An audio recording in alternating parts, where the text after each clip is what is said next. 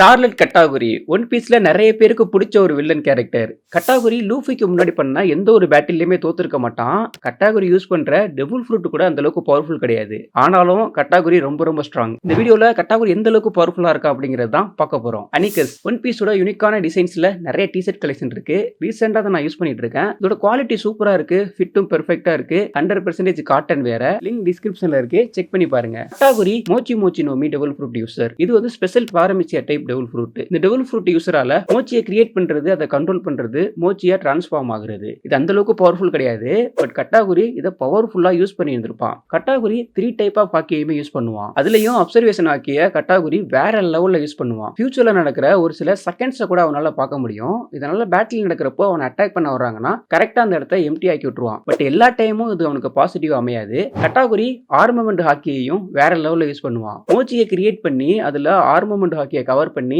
Attack பண்றப்போ அந்த attack எல்லாமே ரொம்ப ரொம்ப பவர்ஃபுல்லா இருக்கும். கட்டாகுரி டெவில் ஃப்ரூட்டை அவேக்கனிங் பண்ணியிருப்பான். அதனால அவனால சரௌண்டிங்கையும் கண்ட்ரோல் பண்ண முடியும். கட்டாகுரி மொகுராங்கிற ஒரு வெப்பனையும் ரொம்ப பவர்ஃபுல்லா யூஸ் பண்ணியிருப்பான். நம்ம சேனல்ல அனிமி ரிலேட்டடான வீடியோஸ் வந்து கண்டினியூவா வரும். ஃபாலோ பண்ணாம பார்த்துட்டு இருந்தீங்கன்னா ஃபாலோ பண்ணிக்கங்க.